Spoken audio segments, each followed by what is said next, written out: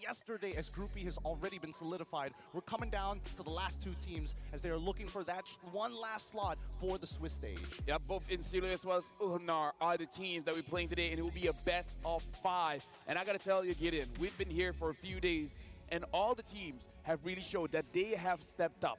They have showed that they are good enough to go to M6, but again, it's only one ticket left. This shows that this year's tournament here in the M6, dude, it comes to the wire. It really does. It comes to the wire. Like, you have to be perfect.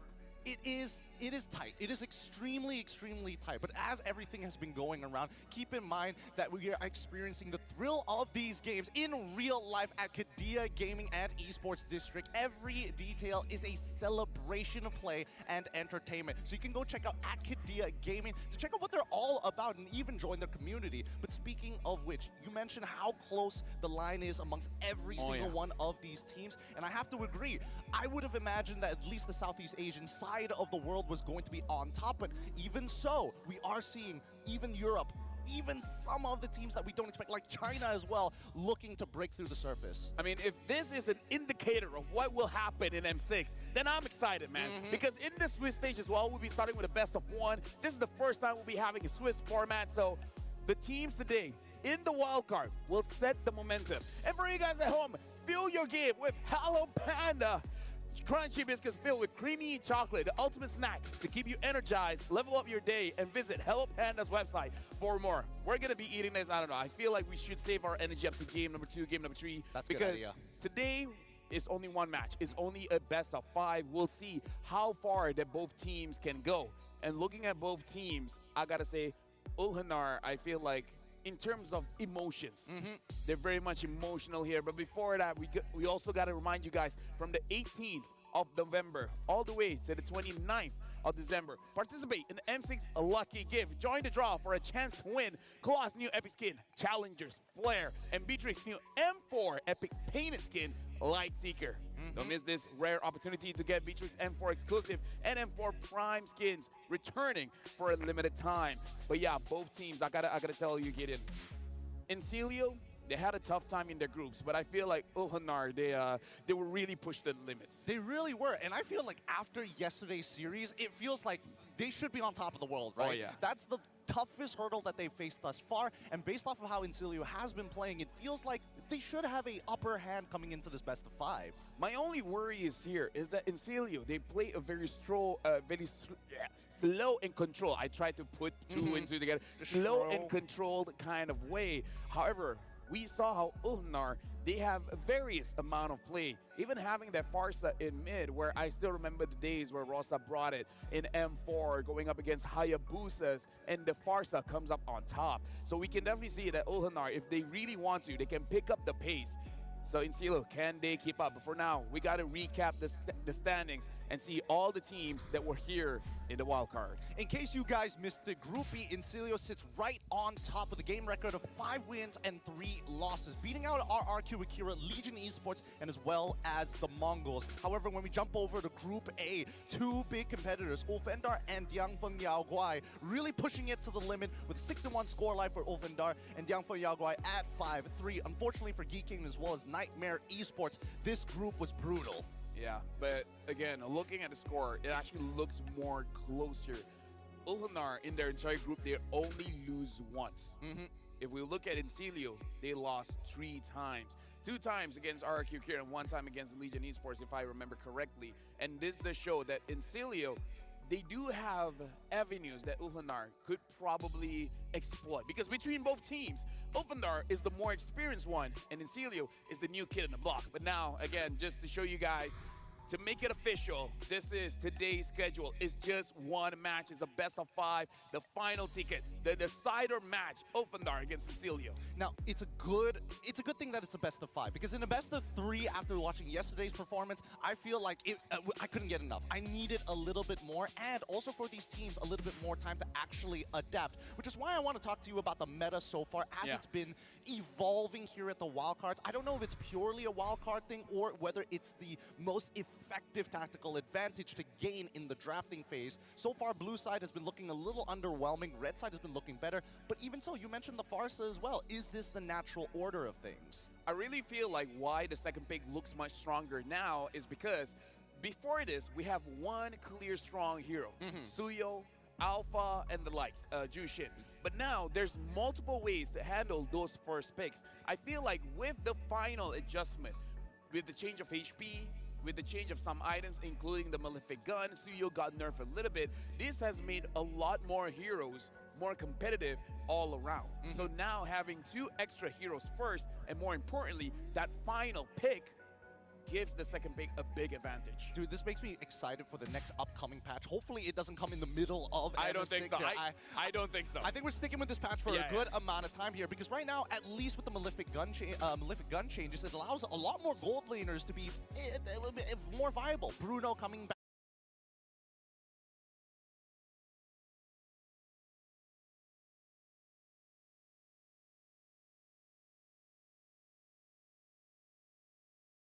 To be more viable. Bruno coming back into the mix, Beatrix as well, both of which are doing very, very well so far. But to me, at least,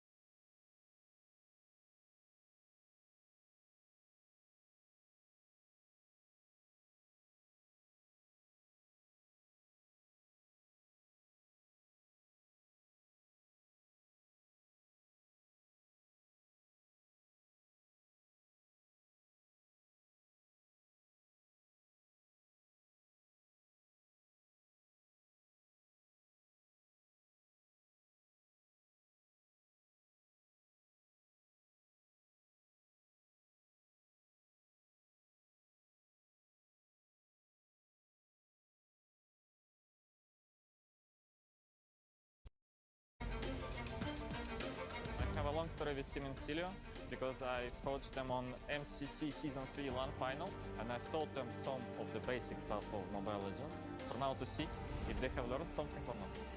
May the best team win.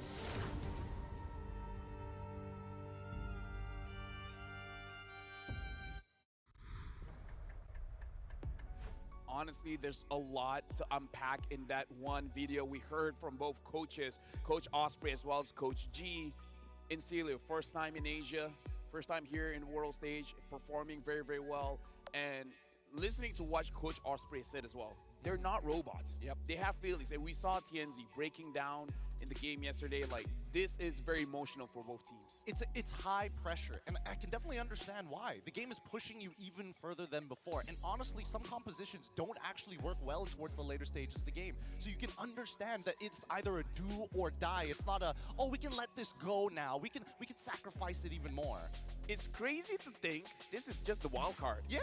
This is just the wild card. We've seen multiple heroes, multiple, I would say, synergies from the teams, and not even emotions, man. Like, this M6 technically hasn't started yet. It's just the wild card. And I would say we already got our money's worth. I feel, I think we got a little bit more than that. Oh, actually. yeah, more than that, actually. With what's been happening in wildcards, it's hard not to be excited, not only for the main event in M6, but also for the MPLs that are going to be happening all across the world. I think there's going to be a much bigger spotlight when that happens. We were able to talk to Apex 47, and we have a quote from him. So now you're looking on the screen on the M6 wildcard from Apex 47. The competition in MTC was already challenging for us, and seeing such strong opponents in the wildcard further shook our confidence. We weren't sure if we could win the match, which made us feel even more emotional in the end. And this is something crazy.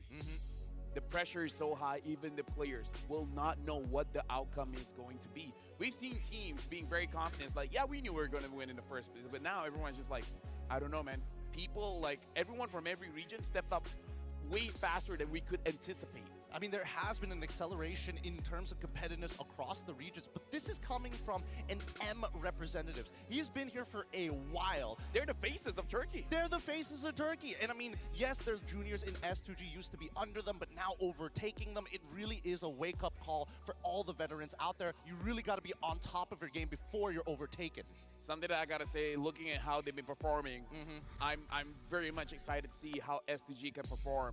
But now we gotta talk about the players that will be on stage for today. Ohanar, we got Sunshine, Apex 47, Rosa, TNZ, and Alien. And I gotta say, everyone from the roster.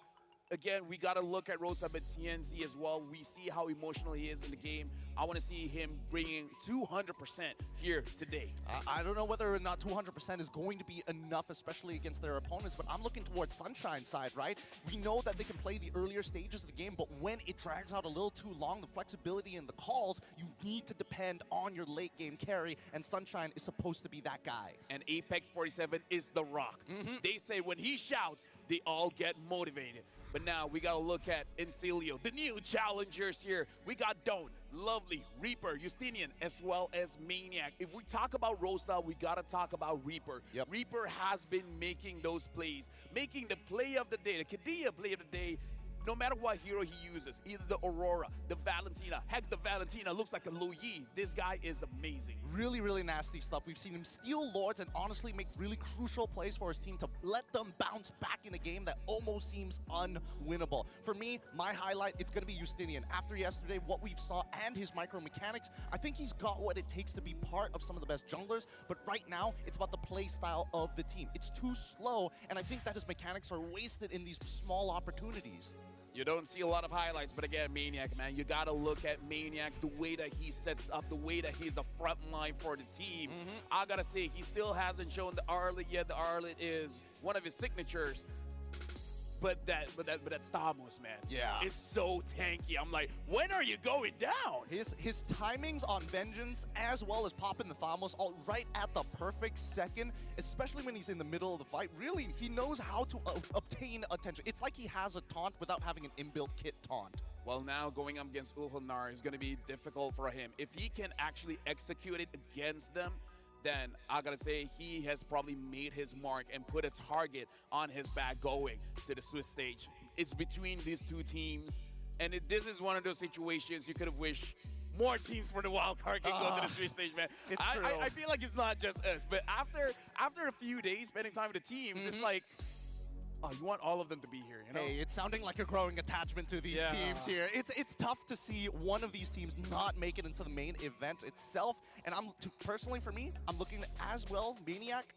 as well as Alien. Because right now, Yeah. I think the draft is so heavily dependent on these two particular EXP laners. I think getting Alien that show is really, really nice. But at times, even when you put him on something like an Edith, he can make things work, but not as effectively when you don't have the playmaking capabilities. I agree when you say the EXP is not looking all that great, because right now it's essentially two roams, right? Yep. It's just that one of your roamers are actually grabbing minions.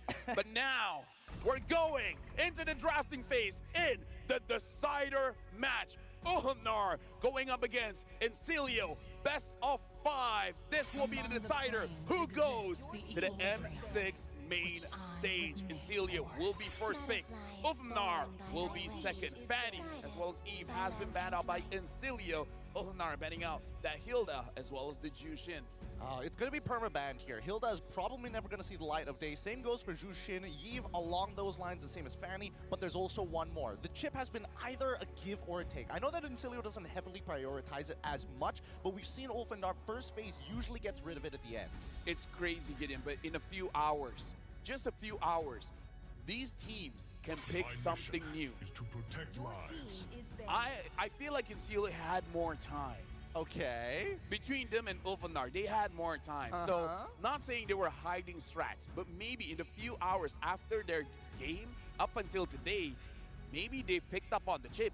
Maybe they pick up on a different hero that could surprise us today. Because again, usually in the best of 5, the first game is the one that you can really pull off that cheese. Okay, if I were to put my money on a hero that could maybe shake things up based on what we've seen in the past couple of days, I would say maybe a Granger. I would agree. Because if we're expecting a Farsa, what outranges that Farsa? Oh yeah, the Granger. Exactly. A way to kind of set up for your team. It has an inbuilt slow when it connects, but it's all depending on how the teams move around the map. High Loss band and as well as the Matilda band. Interesting.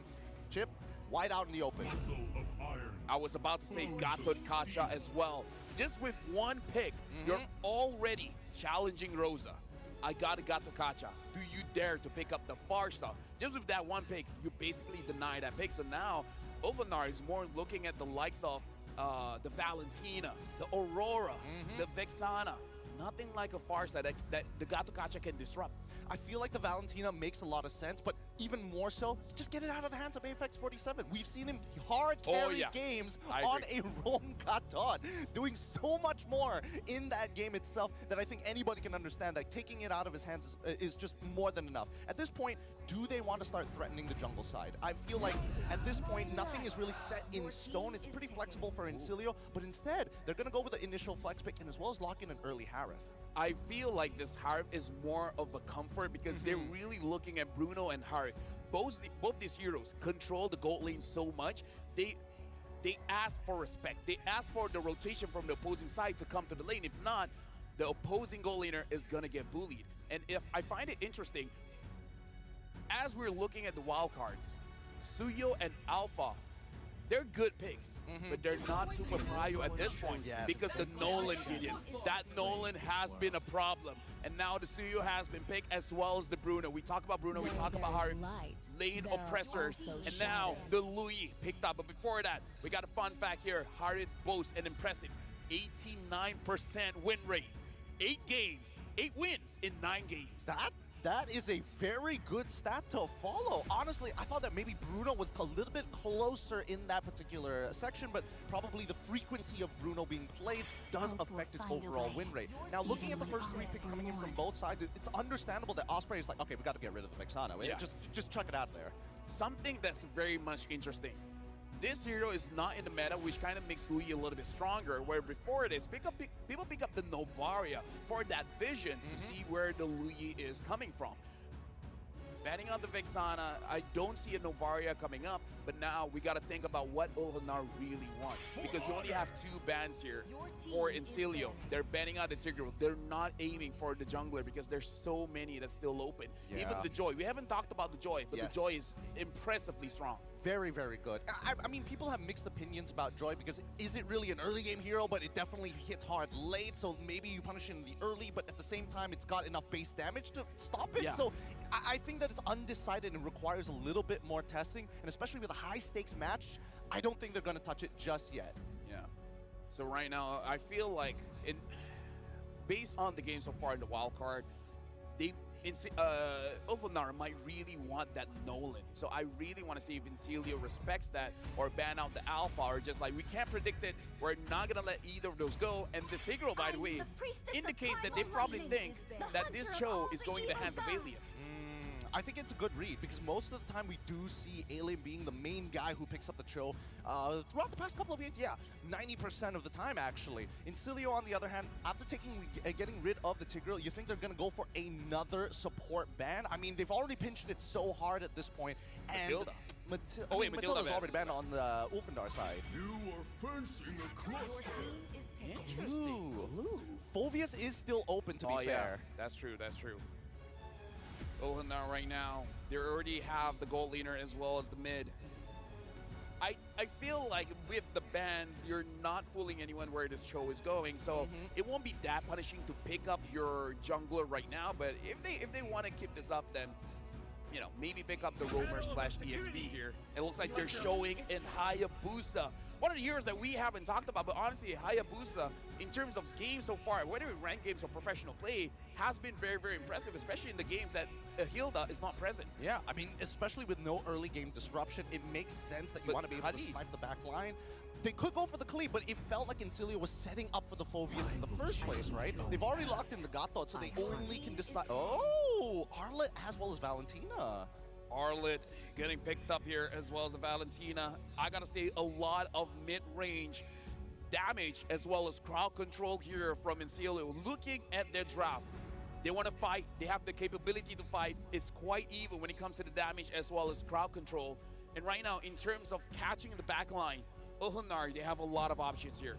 They got the Cho, they got the Lui, they got the Hayabusa. I want to see if Incilio, they want to move forward or be careful and actually cover all the flanks here, because they have a very aggressive lineup, but at the same time, they got to play a little bit defensive when it comes to the draft that Ulfanar is showing. I think that Ulfanar needs to show something that can actually force it out of them. I'm thinking Phoveus. The Cho could still go into that section, but in terms of support as well, it's a little tough unless you're talking about a Grok that can open up a map. But yes, they go finally for the Phoveus at the very end here. I'm expecting Alien to get deep into enemy lines to force out maybe the final slash, maybe get Valentina to commit a couple of dashes before we see the all-in. Ulfanar, they hide it until the very last pick, showing that this show is going to the roam. But looking at the mid duo, I'm already saying I feel like it's going to be a lot of trading. I'm not so sure if it will actually trade into a kill. I feel like it's just going to slow each other down. I mean, as much as I want to believe let's slow each other down, look at the compositions, right? Both looking to team fight, but Ulfanar wants the skirmish for sure. And right now, we're about to jump into the first game. Incilio going up against Ulfanar, the decider match. The winner goes to the Swiss stage. Winner fights against BTK. But before all that happens, they gotta work it out. They gotta win this one as we jump into the Land of Dawn for game number 1. Good luck to both of our teams here.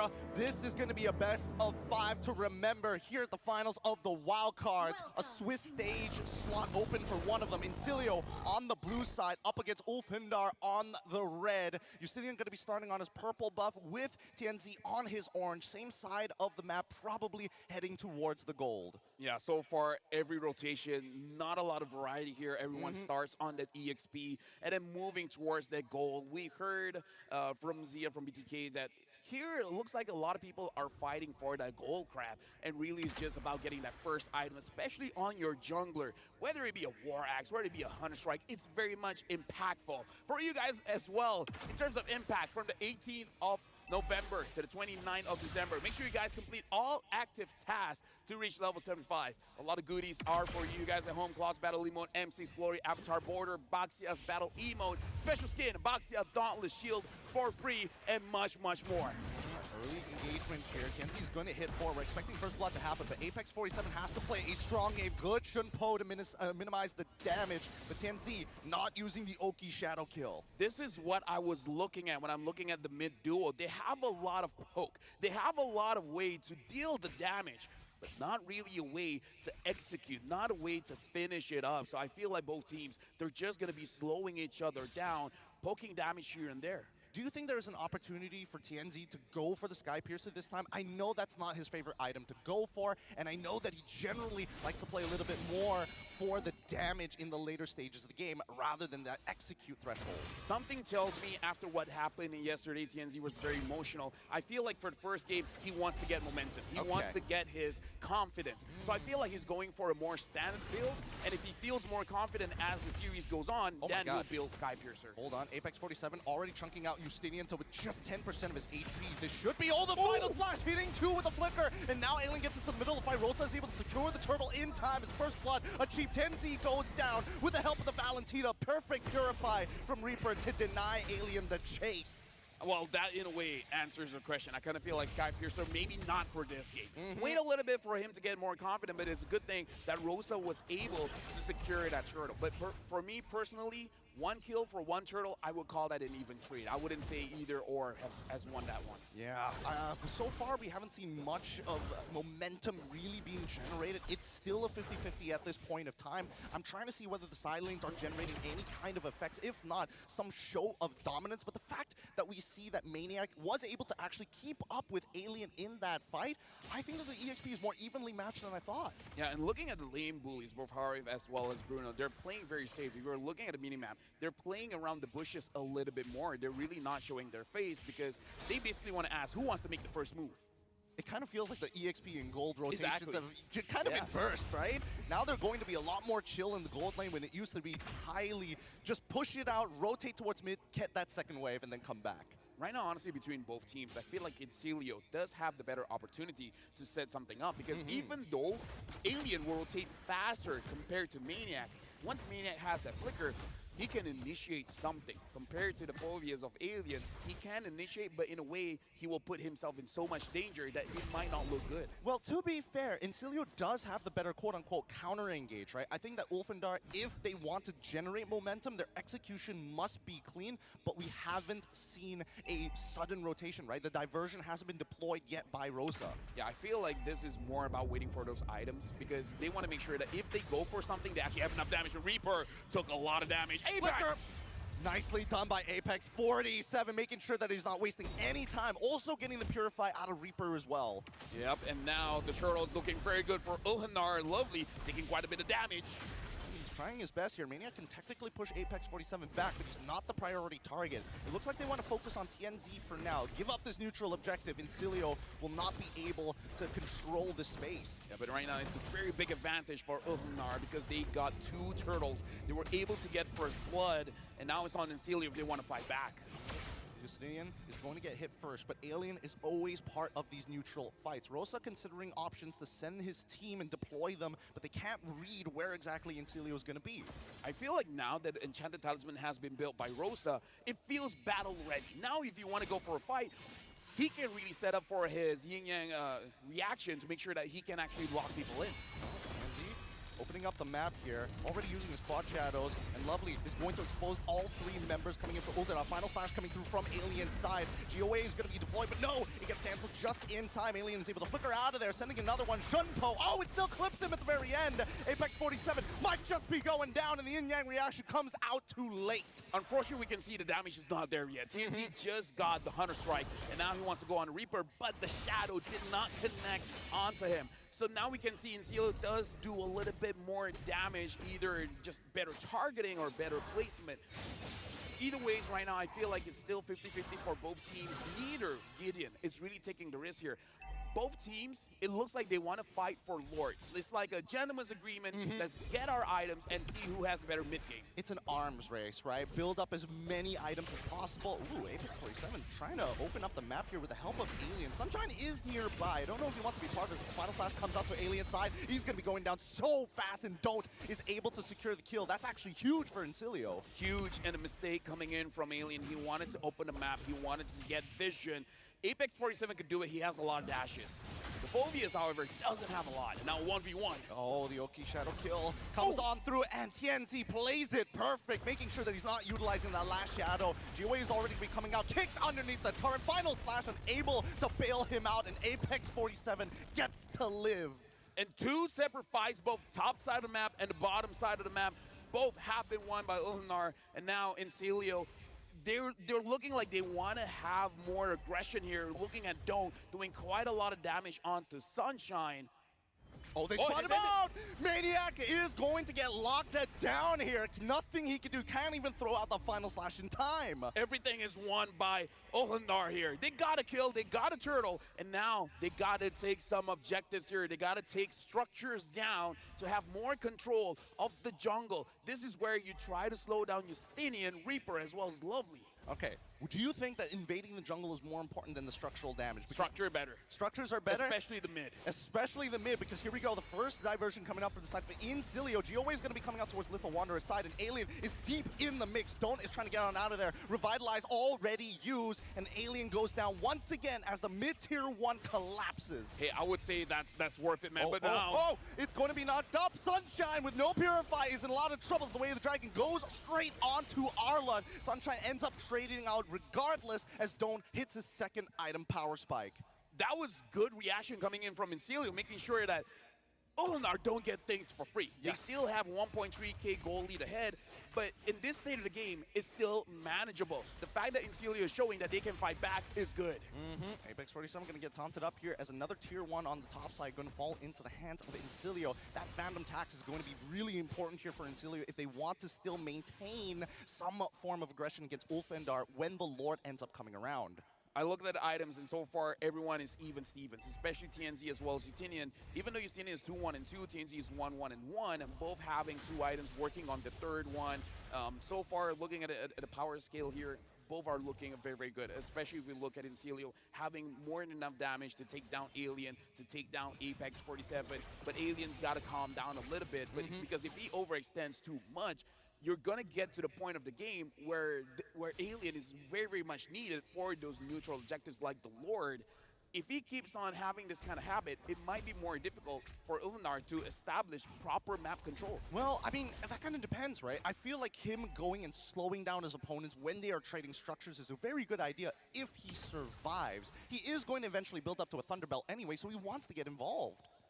Either ways, right now, the Lord has spawned here. Sunshine Tree 1-0. Rosa 0-0 and 3, now having the glowing one as well. So when the healing comes in from Lovely, he can actually handle it a little bit more compared to before. Let's not forget about Justinian as well as Maniac. Both have inbuilt ways of sustainability. And you can see that the Cold War now continues. It's a battle of information, right? Once the full formation has been shown, I'm expecting Lovely to look for an engagement. Oh, look at Reaper. Using the diversion. Rosa doesn't see it. Ooh, maybe a little too late, unfortunately. Don't tries to go for the empowered auto, just not enough to reach. And no setup as well, but they do have full control over the Lord pit. Oh, Rosa is looking for a diversion play here, but maybe they're gonna forget about it as the Lord is low. Oh, they try. GOA does connect, but it's going to be Justinian who secures the Lord. Rosa finds the trade as Justinian takes down Apex 47. Alien needs to chase with the Infernal Pursuit right on top of Reaper. He can do this no problem, and he's going to bring Sunshine to his side. They have split the Incilio battle line in half as finally Reaper goes down.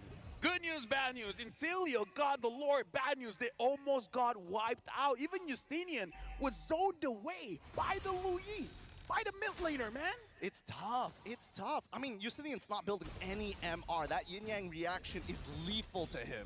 Oh yeah, and right now, Ulhandar, they deal with the Lord absolutely no problem. 9 kills to 6. Ulhandar is controlling the map very, very well, and they're not overextending. They're making sure they're handling their waves, trying to make sure that they crash all together. It feels like these 5v5s are split into 2 separate fights. It's going to be the engagers looking for each other's backlines, and the question is who is able to regroup first before they go for the full wipeout. Looking at the goal difference, it's really the side lanes, both gold lane as well as EXP. A lot more goal difference there when you're looking at Ulhandar compared to all the other roles. This does show some form of dominance from the side lane, which now translates, oh, Maniac looks like he's not going to get kicked, but... Oh, the final slash does connect, but Apex 47 still walks out. The Zaman Force going to be a very big deterrent. He is 5-1 and 2. GOA is going to connect onto Rosa's side, but no follow-up from Incilio. Yep. However, Sunshine did use that Purify. TNZ is waiting on the flanks here. Don't know if he really wants to be there. Right now, looking at player head-to-head for the gold laner, everything so far is looking good for Sunshine, especially the average KDA being 1 entire point up. Wait, did they just miss it? Yeah, the TP does come through initially, and it's going to be Yusini who's getting out of there. Apex 47 now is going to have to pay for his sins. In Cilio, their group up is working out against Ulfhedar. I feel like that plan was a little bit half-cooked. They understood plan A. Like, how do you set up? Okay, we roughly understand, but what's the follow-up? What's going to happen after we send him there? Especially because in Cilio, I'm pretty sure they saw it coming. Probably walk by the bush here. Kenzie and the rest of the team is going to be clearing up that mid-tier 1, making sure that that structure holds strong to make sure that their entire jungle, and especially that purple buff, is going to be kept safe.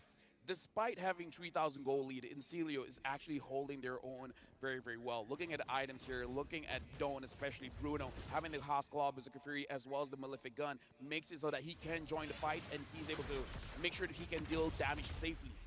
Apex 47 has been opening up the map effectively, and finally they get the kick towards Maniac's side. GOA to try and bail him out of there as Apex 47, just a sliver of health. DNZ comes in. Wow, Sunshine able to pop Reaper, no issues whatsoever. And Alien continues with the Infernal Pursuit. They finally disengage, but you can clearly see if it's a clean engagement and a good pickoff, Ulfhedar will find at least one. We gotta see how Harif has been winning 8 out of 9 games. That burst damage is absolutely lethal. At this point, TNZ just got to worry about hitting those retributions, because when it comes to the damage, Sunshine's got it. And he's stepping up big time, even dropping the Salmon Force early to zone them out. The final flash connecting on nobody. This free Lord falls into the hands of Ulfhedar. In Cielo, they got to think about how to engage here, because Maniac so far has had beautiful final slashes, but again, doesn't result in anything so far. He's mad, stolen away the purple buff as well after taking the Lord to rub salt into the wound. A 4.9k so far for Ulfhedar, but what does Incilio need to turn this around? Because I feel like they're already struggling to commit to just Alien, because once that final slash is done, they don't really have much disengage other than the GOA. If we're looking at creativity here, if somehow Reaper is able to take away the diversion, get an angle onto Sunshine, that could be an avenue that they could explore. However, I feel like it's easier said than done. The more realistic one is try to get Sunshine by someone baiting him out. I mean, they need to get that Purify, that pesky Purify out of him first, right? If not, a lot of the counter engage is just ineffective because it's heavily around CC and not damage. Lovely or Maniac, someone's got to make the call. Someone needs to be that sacrifice. Put your body on the line to expose Ulfhedar, and then everyone has to fight back. The problem is they don't have a lot of control here. But now the taunt's coming out from Lovely. They know that it's down. This is going to be a free inhibitor. And the Lord still with 60% of its health. They're looking for all three as they slow. Well, GOA going to be coming out from Lovely. Try and slow this down. Taunt's on out of there as TNT looks for Justinian at the same time. Final Slash connects on towards 2. Sunshine does not have his Purify anymore. Checkpoint mark 1. And now they just need, what? They have 80 seconds to find a fight against Sunshine. For Ulfhedar, right now, I got to say, their best defense is their offense. Every single time we see Incilio try to move forward, the damage coming in from the Harif basically tells them, no, you It's too can't. much. It's too much. Even Lovely, every single time you see the way that he engages, he jumps in with the Avatar of the Guardian and then immediately dashes back. He doesn't dash forward. He doesn't look for a target. And now TNT goes in just to get that cheeky mid-hitter, and it goes back. Oh, love it. Love it. BMI's quad shadows, it can all be utilized. A good call for Ulfhedar. Now, with 2 missing inhibitors, Incilio is going to have a lot of trouble because the Lord is spawning on the bottom side of the map, so the long lanes are exposed. Soon, it's going to be all or nothing. Wait for Revitalize. Wait for the flicker on Maniac. Lovely, go in. Whatever happens, happens. Maniac try to get a good angle, control the Harry, and then everyone just jumps in. Because it is coming to that point. You only have 1 inhibitor left. The Lord is coming up soon. Find an opportunity, because if you don't, you already got to think about game number 2. Yeah, I mean, the high ground defense isn't the best as well. The final slash does come out, but don't worry, it has a Very short short cooldown. 10 seconds from this point onwards, the next Lord to spawn, and I mean, these pushing waves here. Ulfhedar just showing how much that the macro is important just to cause more and more problems for Incilio. And one of the problems is the one that really can handle the side lanes is just Justinian. So far, Alien going to be chunked down to 50% of his HP here. Rosa's got to be really careful as TNZ is trying to bait out motions coming in from the side of Incilio's side. They know that even if they rush the Lord, it's just not worth their time. They got to be worried about their base. Oh yeah, having the mid lane as well as top inhibitor being down, super minions will spawn. It's unfortunate. Mid lane, you can handle that, but having the top lane inhibitor going down and the Lord being at the bottom side of the map, your long lane is going to be very difficult for you to handle, especially TNZ showing his face as well, reminding them the moment you guys look too deep into the Lord, your base is going to be gone. This is so interesting because Ulvendar had an opportunity to try and bait something out here, but Alien going to try his best, trying to maintain control of that bottom side as we see TNZ already forcing out Justinian. Winter Crown is straight into the fast item swap of the Immortality. He's not going to have any utility items for this upcoming fight. Oh yeah, this is not going to feel good. And now Justinian having that Rolls gold meter to be able to deal with TNZ, because right now TNZ doesn't have to have a good KDA. He just, oh, hold on. Oh, Rosa losing 75% of his HP as TNZ wants a little bit more. Finds Justinian. Can they go? The Retribution has already been thrown out. TNZ is going to keep on rushing them down as on the opposite side, Lovely is going to lose his Immortality as TNZ takes down Reaper, no problem. GOA not even going to come out as the TP comes through. They are looking to try and stop Justinian from recalling it. Rosa checking bush by bush as the base is wide open and Ulfendar tries to end this game with their honestly, a 5-man advantage here as Lovely and Reaper are currently down. In Celio, they had split decisions there. We can definitely see they're sending Squad A and Squad B. Two of you guys try to get a flank, get the kill. The others try to control Ulfendar. And it looks like whatever forces that they sent was not enough. And now Ulfendar with 6,000 gold lead here. Maniac. Oh no! At TNZ. Oh my goodness! He's able to get the Oki Shadow kill off in time, and they also secure the Lord as they take out Justinian. Man, that was too close for comfort there. I mean, good try, good try. Justinian could have gotten the Lord, could have maybe even gotten some kills, and then that could have turned things around. But now, looking at Incilio, you got to worry about this. Their wave clear is not the best.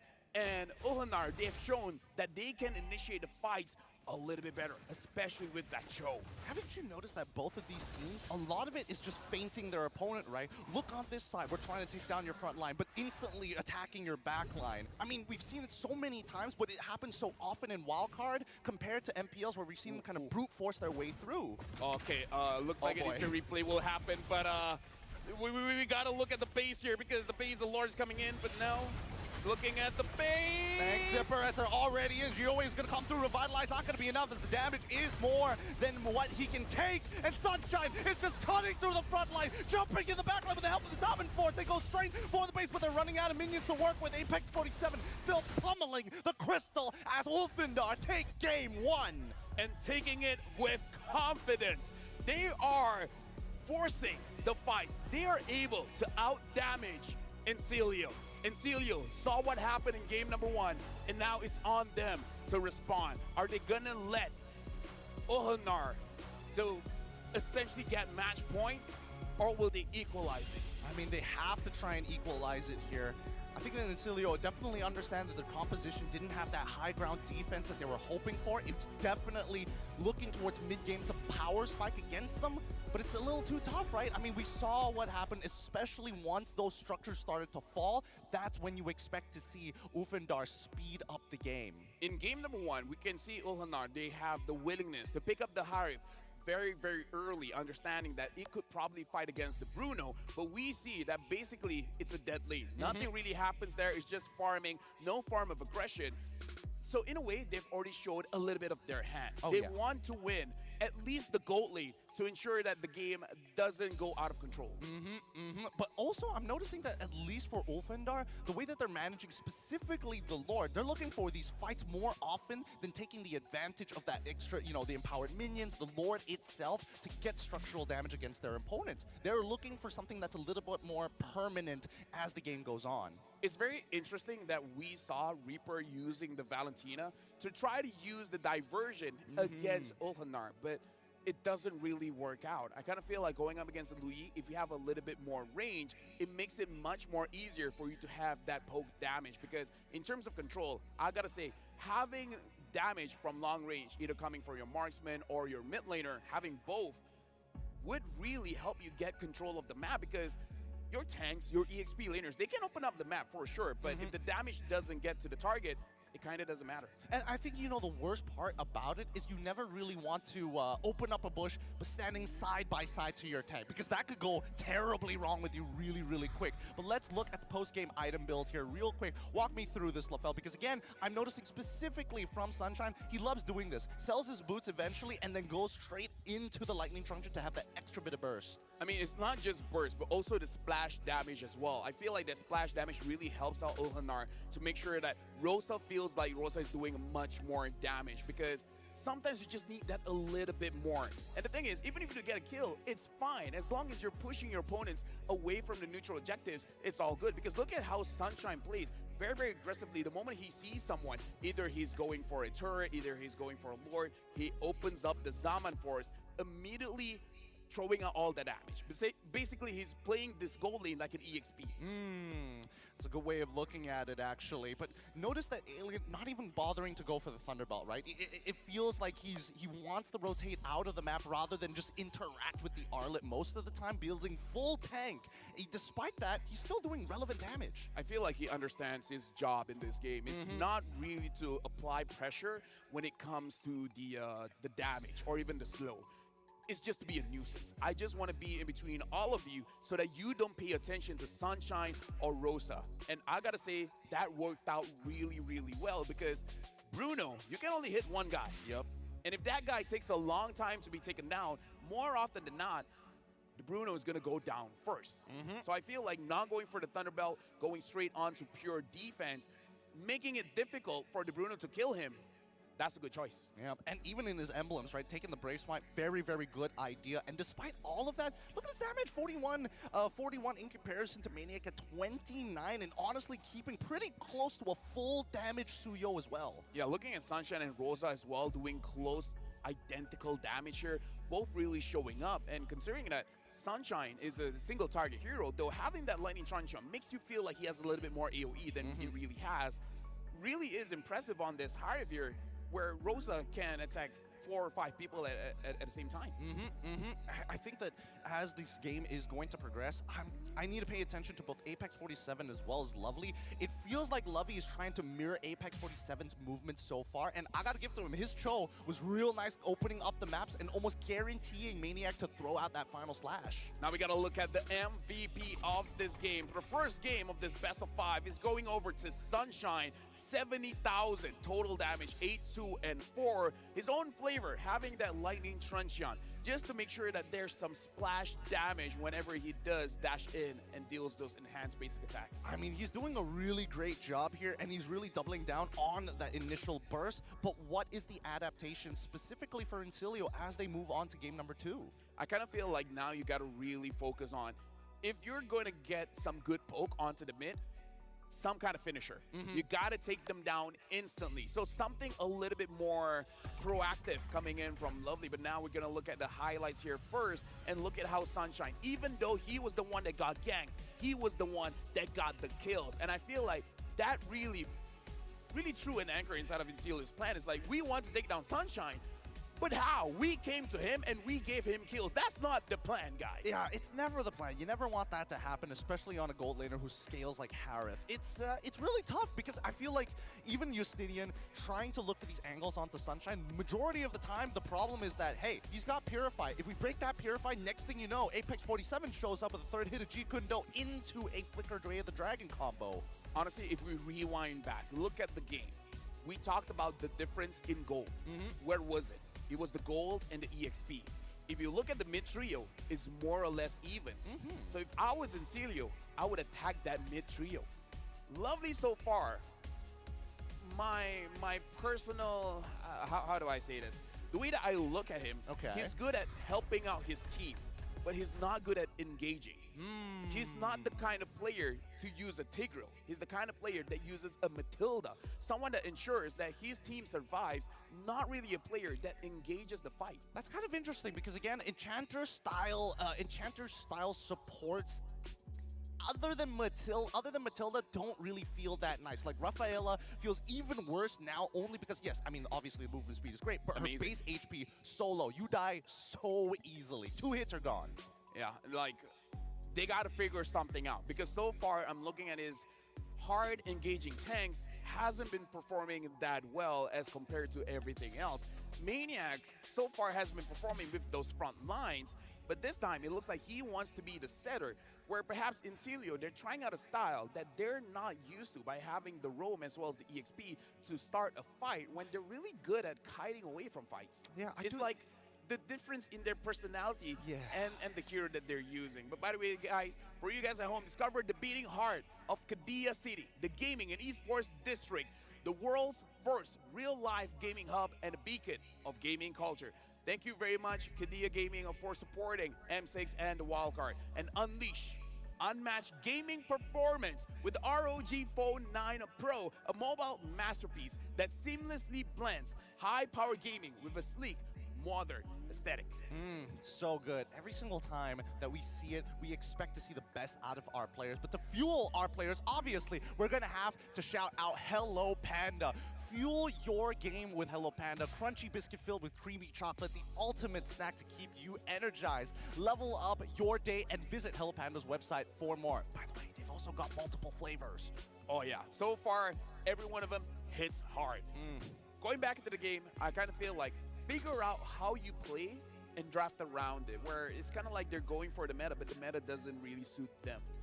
I don't know, it's tough because we've seen a lot of teams come into not only the wildcards, but even previous M series where if the meta strays away from them, they will try to play around a couple of players who suit the meta and then build their comp around it. Either way, I feel like get some kind of comfort for Lovely. That's it. Because so far, Lovely, looking at a KDA, looks very good, and he played a Gato catch-up very, very well. But again, it's not putting pressure. I feel like that's the only issue here where Lovely couldn't apply pressure. Maybe give Maniac a different kind of hero that allows him to give pressure because the Arda is a very good setter, a very good counter engager. But so far, as we saw, it was not enough. It was not enough. Well, I think if we're looking towards counter-engage, as much as I love the Valentina, especially into the Loyi, when you start losing structural damage, and more importantly, if you are looking to play for counter-engages, I think that they could look for at least a burst-style mid laner. Artillery, Farsa is already coming to mind. Maybe even like Pio, just the Lilia might have been enough. Yeah, honestly, even a Lilia would be pretty good, especially when you're going up against a mid laner that doesn't have a lot of movements like the Louis. She doesn't have a dash. She doesn't even have a movement speed up. She has a teleport, but while she's channeling that divergence, you can just keep on attacking. And now, fun fact, as of last game, Lovely has played 8 unique heroes in 9 games, which I kind of feel like hits on my point. Lovely doesn't have that one special hero that wins games. He keeps on changing, which is good, which is very interesting for the audience, but take it for M6, man. Take it for M6. You got to bring out your best here. You got to bring out something, your A game. If not, you got to go above and beyond. And not to mention that the meta is demanding the mid trio to be proactive, right? That's the way that we've seen the game being played thus far. Unless you get like power picks like Hilda, for an example, in the EXP lane, then it's a different story. But let's be real. Very unlikely the Hilda to go through. And looking at the first bans just now, I feel like Ulnar is showing proper respect for the Matilda. And like you said, Gideon, playing in rank, you can use your Rafaela. You can use your Estes. The Florian also is great. Yeah. Competitive play usually gets punished by people saying, your roamer doesn't have a lot of HP.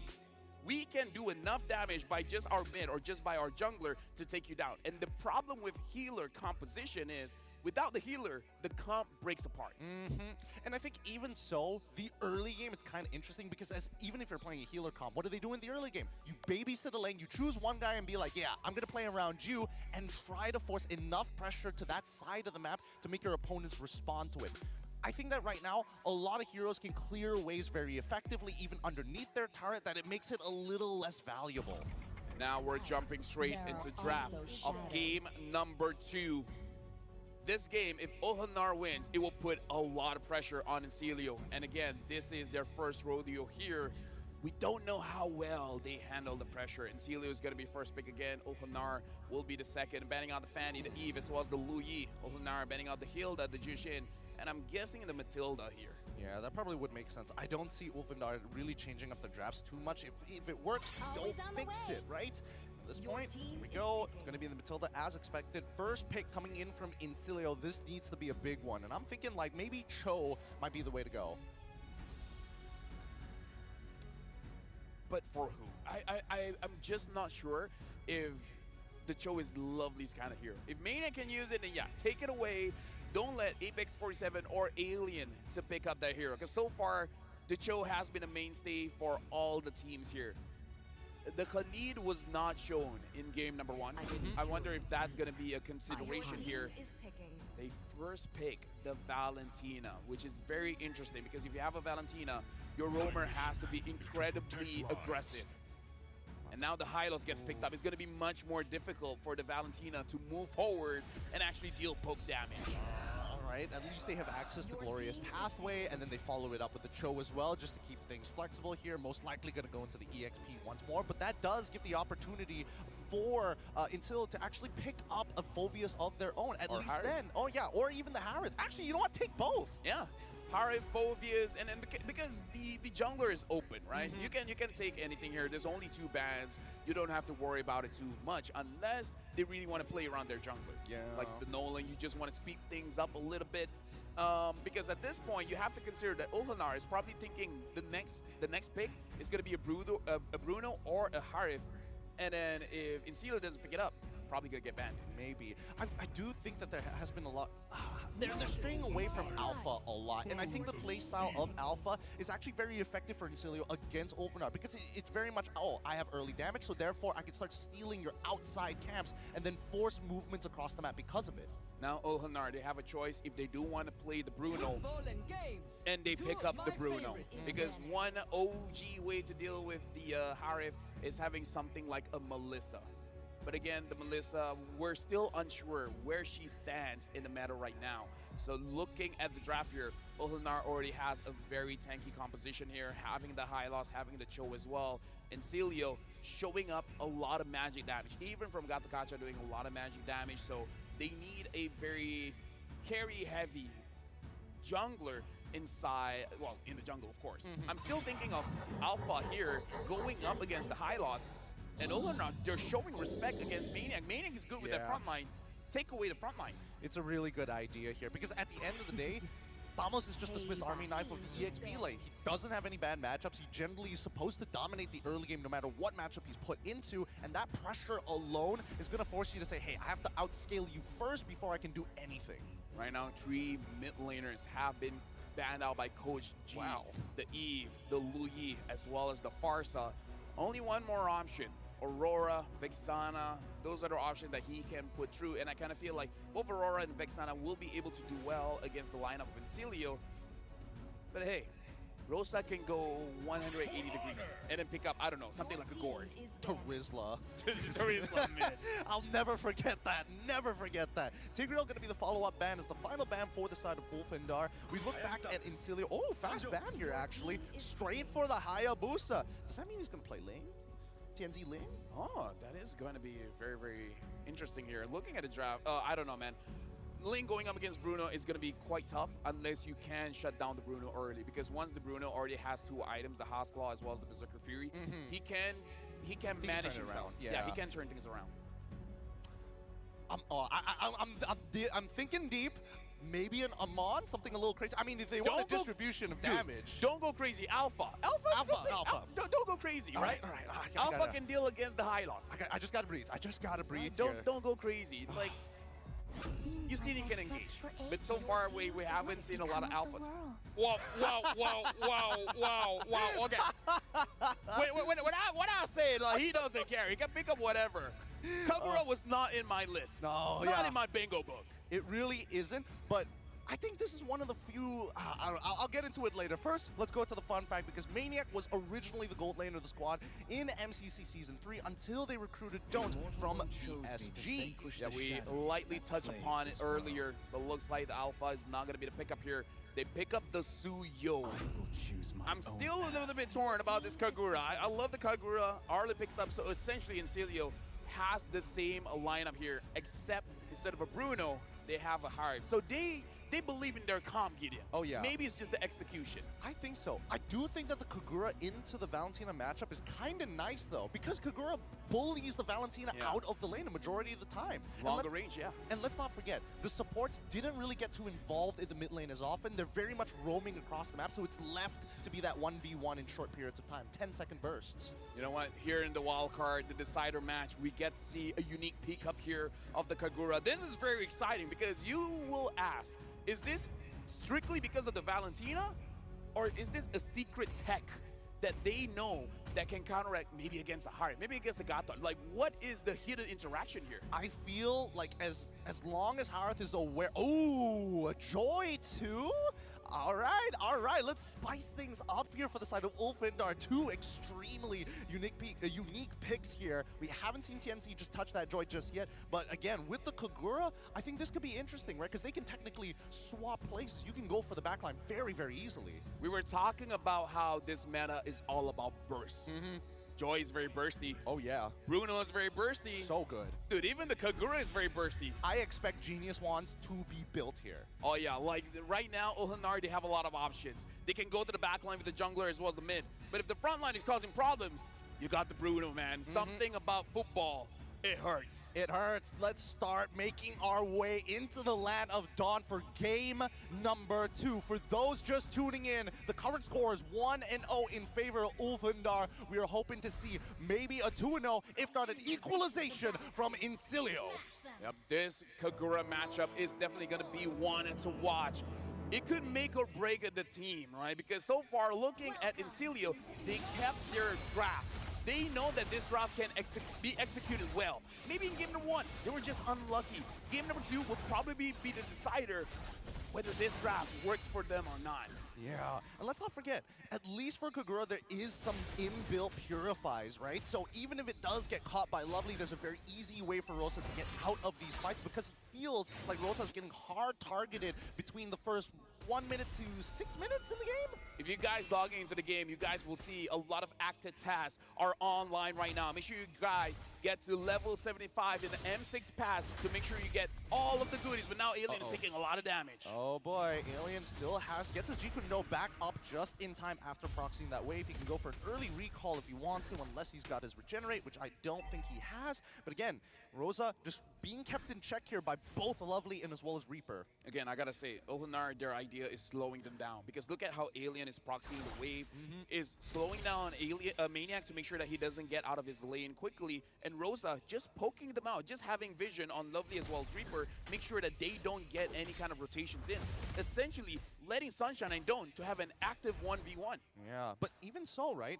Even though they want to box in Rosa, Apex 47 is noticing that there's not a lot of motions across the map despite it, right? They're clearing the waves first, but they're not seeing any motions to the bottom side or the top side of the map. Yeah. Right now, I don't know. It looks like for both teams, they do want to take it slow because neither teams have a way to engage the fight so far. Everyone is at level 3, no one's at level 4 just yet, well, except for the junglers. But again, it's more about the damage there. Justinian can engage. The question is, who can he really engage on when you see a high loss as well as a choke? Yeah, and it looks like Incilio we're going to start this turtle up real quick. Ulfindar looking to try and hit level 4 in time, but quickly turns it around. Maniac is able to secure that first initial turtle as the electrifying beats comes out. TNT is trying to get on out of there, but the Revitalize coming in clutch from Incilio to ensure minimal damage has been taken. Good try from Ulfindar, unable to really take that. Incilio was able to secure it. Maniac with the final slash, able to have that last hit over to the turtle. A small lead for Incilio. Ulfindar so far, they tried to get a return kill, unable to do so. And now it's back to the farming game. Apex 47 is not level 4 just yet, but he's gonna make sure that so far, TNZ has a good time. I think I get it. They're trying to box in Rosa, and whenever they box in Rosa, they've noticed that Apex 47 is just hugging one side of the map or the other. So this is giving them information on where TNZ is going to be. As Apex 47 takes the damage, the electrifying beat does not connect. Not enough movement speed to catch up just yet as Rosa chunks out Reaper. But despite all that, Lovely back in that lane, trying to keep him in check. Yeah, unfortunately, the Yin Yang overturn doesn't really do a lot of damage earlier in the game unless you get that Genius won online, and Maniac is just like, you know what, if you guys want to move around, move around. I'm sticking to my lane. I'm going to get an advantage for myself because I feel like Maniac is going to be the one to actually prioritize the Thunder Bell to ensure that he can actually get much tankier in the game. He needs to be a threat, matter of fact, right? It feels really, really bad as you start falling behind that your only use is for a final slash. So having some kill threat will be nice in these scenarios. But again, you can just see the man-to-man defense coming in from Incilio's side. They want to always know where Ulfindar is going to move.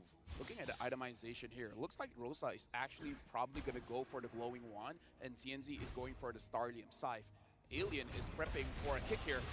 Gets hit by the taunt, the Maniac jumps straight on it. Easy kill onto Alien's side. Final slash going to be pulling Apex 47, who's forced to use the Glorious Pathway. He still has his Revitalize if necessary, but is creating enough space so that TNZ can secure his own buffs. With this draft, we can see that Ulnar is not moving as fast as game number 1 because, again, they don't have a lot of enablers here. They have a lot of frontline.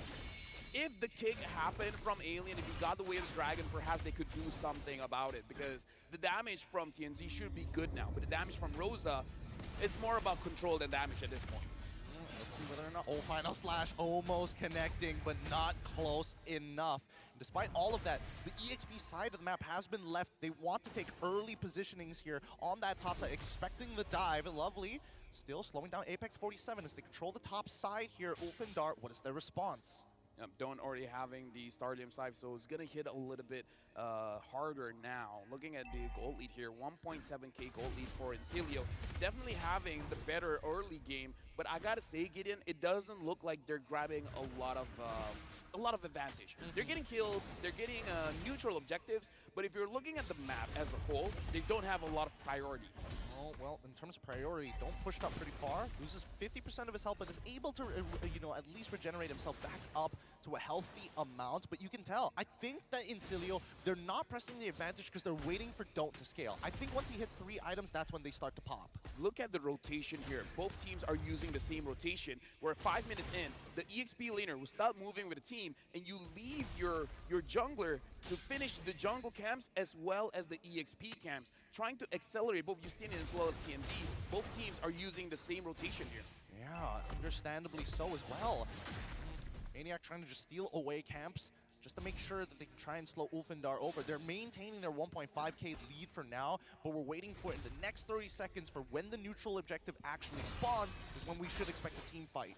Yeah, Alien so far, I kind of feel like he really wants to get a good way to drag it here, but Lovely as well as Maniac is not letting that happen. Every single time he wants to go in, either Vengeance stops him or the Gatokacha taunt is going to stop him. So I feel like Apex 47 has to open up the map a little bit for him to find his angle. Well, actually, they don't have to use just Alien and Apex 47. Now Rosa can comfortably throw the umbrella into these bushes to open things up for them, right? So they don't necessarily have to rely on the supports and EXPs. Right now, the Bruno is still clearing up, but looking at the bot lane, while all this chaos is happening, TNZ is able to get essentially a free turret. So, Ulnar, they're not winning in terms of the fights, but they're getting advantage here. Speaking of which, Alien is going to weigh the Dragon Maniac out of there. Kind of interesting as now the Glorious Passing comes to a flicker. Final slash isn't up, but TNT is able to secure the very first turtle here. The Revitalize comes out as Lovely is the next to fall. Don't still putting plenty of damage onto the floor, and they trade 2 for 2. Justinian just pushing out that mid lane. He wants that tier 1. TNZ not going to allow it. Talk about equal trade. EXP for EXP, Roamer for Roamer.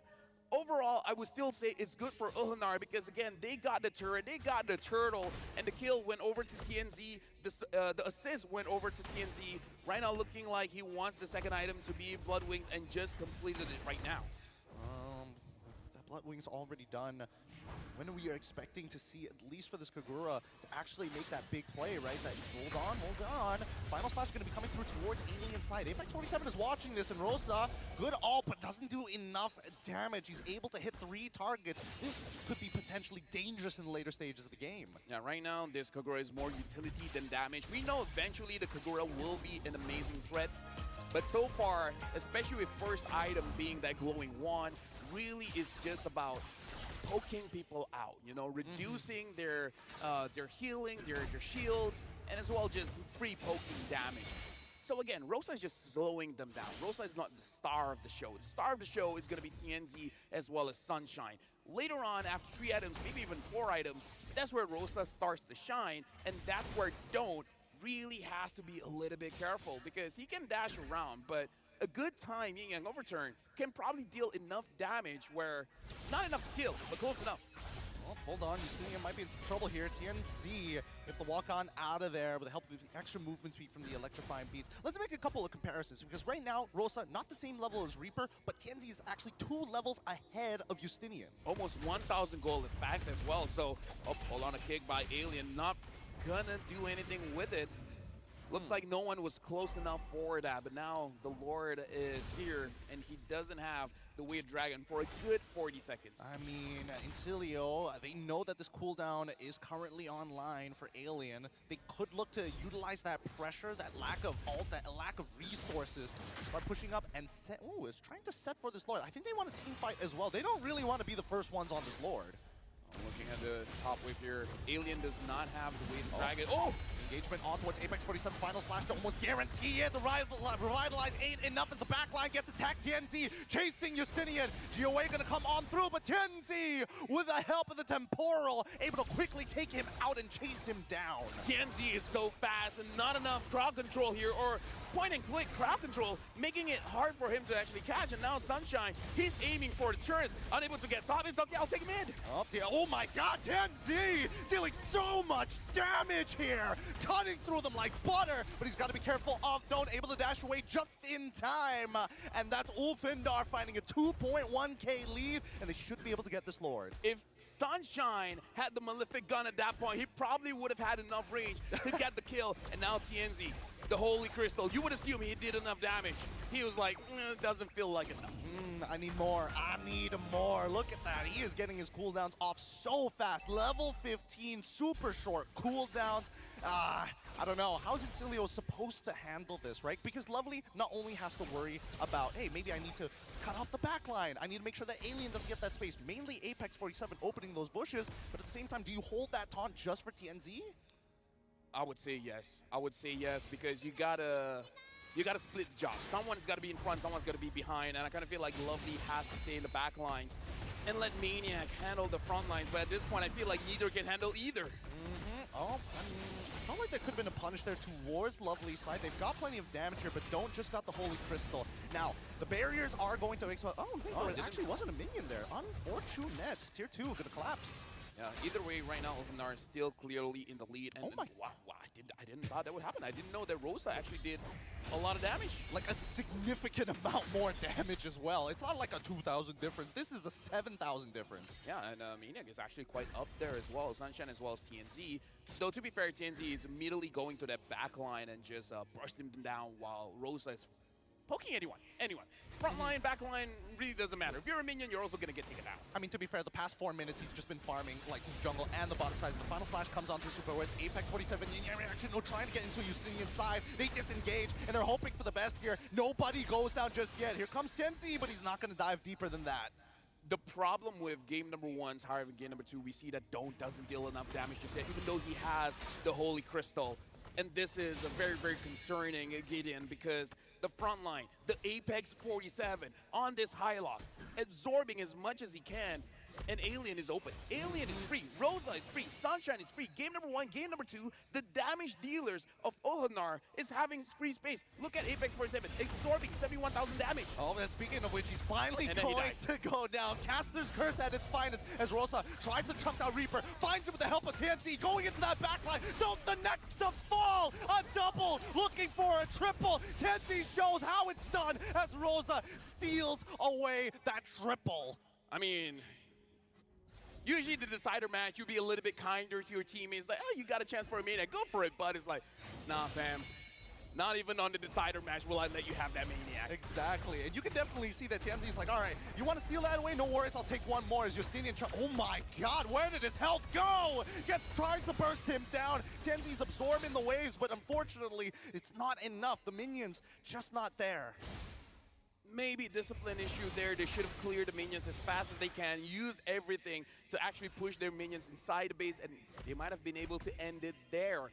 We'll see if Incilio is able to use this opportunity to really catch them off guard, but with a 7,000 goal lead, I don't know, Gideon. TNC and Rosa feels like they've hit their power spike, and they're going to be very difficult to take down. Apex 47 now having an Athena shield, much more difficult for anyone to burst him down. That's 4 people, by 4 people in Apex 47. I'm just letting you guys know. Yeah, this is not exactly the best situation to be in right now when Apex 47 can walk up to you like this. Glorious pathway being deployed against Maniac's side. Reaper on the bottom side putting his own, trying to escape the rest of the team. Apex 47 has done his work as the backline is getting attacked. TNC, ooh, quickly with Winter Crown. Here comes GOA to cancel it off. Shut down coming in from Justinian.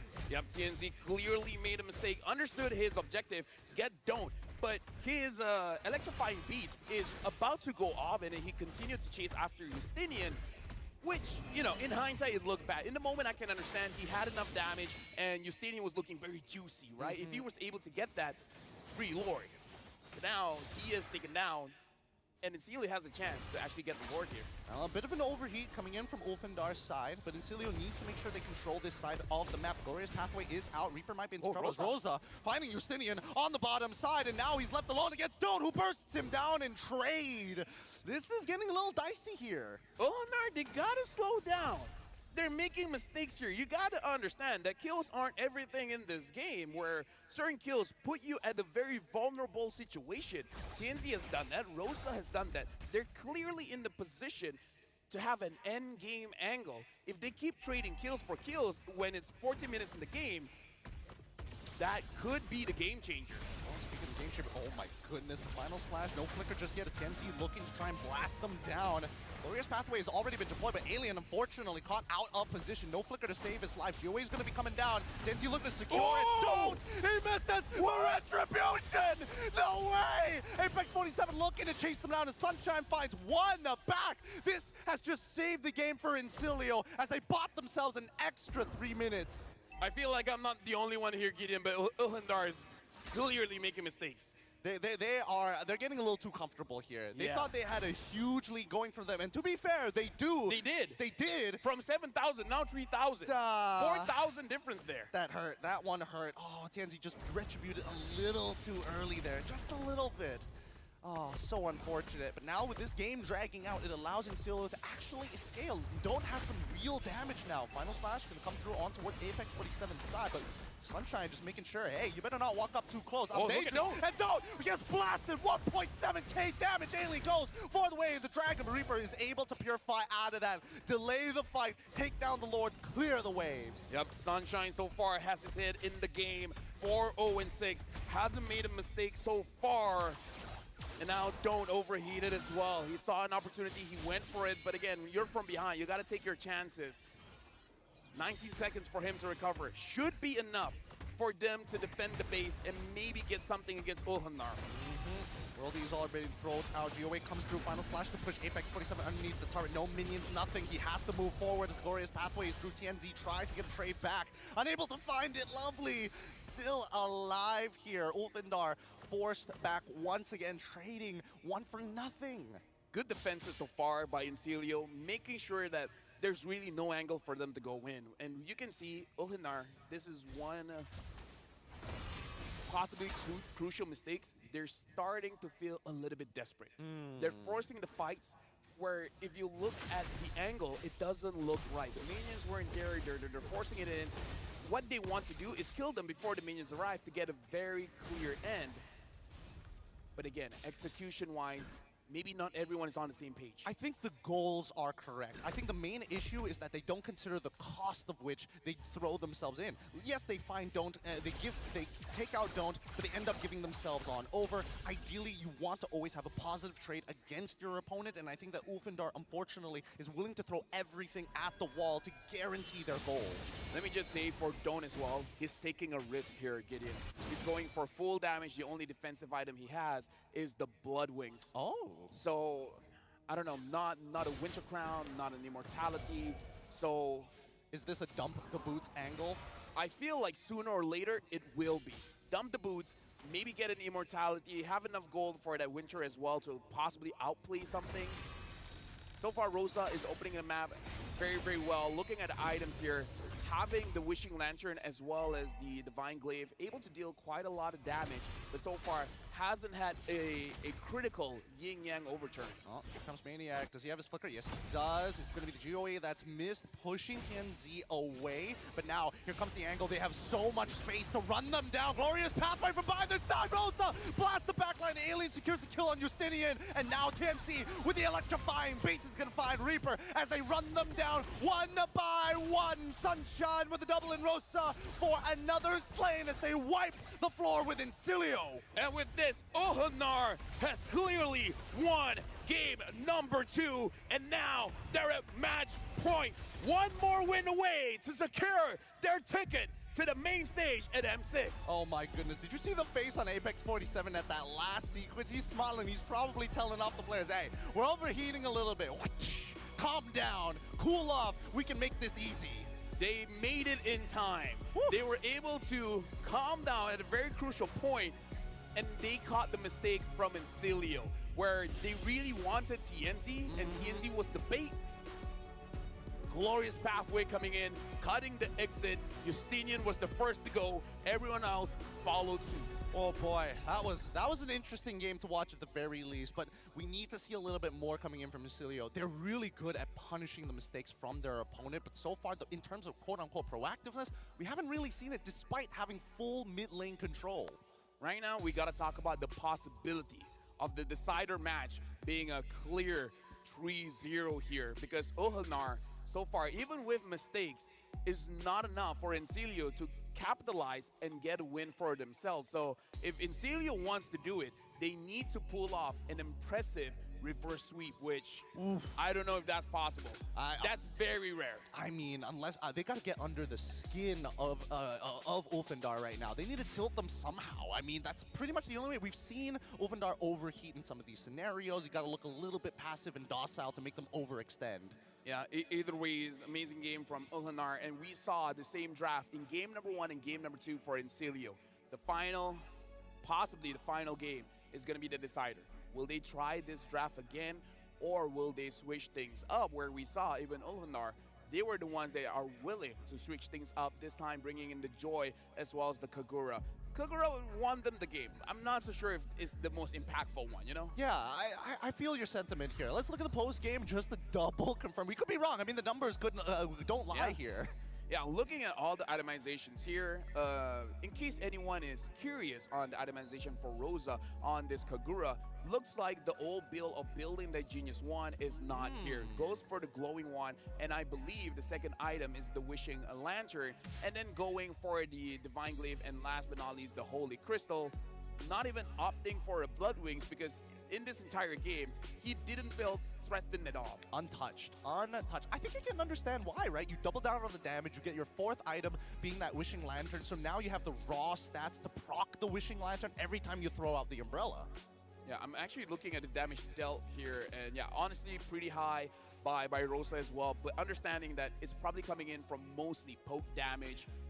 And now we gotta look at the emblem set here. This time, don't on that Harif. Looks strong, but again, not enough, especially with the high loss. The high loss is providing so much frontline, absorbing so much damage. And at that point, he looked so tanky, but he only had 2 items. He only had the Dominance Ice and the Athena Shield, and it was enough to tank 4 members of Incilio. Actually, funny enough, prior to that, he only had components. He had Dom Ice, 2 components, and he was running underneath turrets. I think that the Revitalize plays a part on top of the Glorious Pathway, but at the same time, if you're wasting 5, 6 auto attacks onto one hero, it's just not worth the effort. Yeah, right now Incilio, they need some kind of playmaker here, because even Reaper, having highlight plays, so far hasn't been having a good game on this Valentina. And one reason, I play a Valentina, and I had a lot of games where I'm chocolate when I just can't get close enough, man. Fighting against a Farsa, the Eve I can manage a little bit, but everyone else, it feels like they hurt me to the point where I'm half HP and I haven't even touch any of my skills yet. Exactly, right? And then out of desperation, you just press buttons. Honestly, I thought you would be more excited for the Kagura coming in from the side of Ulfindar into this matchup, because I think this is one of the few evolutions that we were expecting, and also one of the bigger weaknesses, as you mentioned, of the Valentina. Getting outrange is not exactly too much fun, but at least Rosa shows off the capabilities of the Kagura. I mean, the only doubt I had was the damage, but looking at the damage numbers here, 75,000 still did a lot of damage. My only concern is because we don't see, like, I played the days when we were using the Kagura, you can get a Savage with one Yin-Yang overturn. Nowadays, it doesn't feel that strong, but apparently the way that Rosa plays it, still able to deal a lot. Very good damage, especially when you have a Joy in your wings. All you have to do is get them to half HP.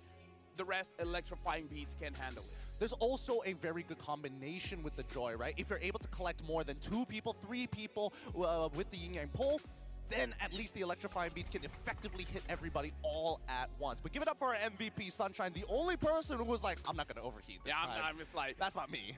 I'm here pressing the basic attack button, man. Yeah, he's just a pocket full of it, man. 6-0-6, a perfect game on his end. And I mean, after what happened yesterday, it definitely feels like, you know, he wants to make sure if everybody else is allowed to overheat, I can still be the insurance policy at the end of the day. Opting for attack speed on top of having tenacity, he is legitimately worried of actually getting caught out, but at the same time, again, played a perfect game. Yeah, right now I feel like everyone is worried where this might be a sweep. Gideon. And, oh, by the way, he used tenacity. In case we haven't pointed out. Have you pointed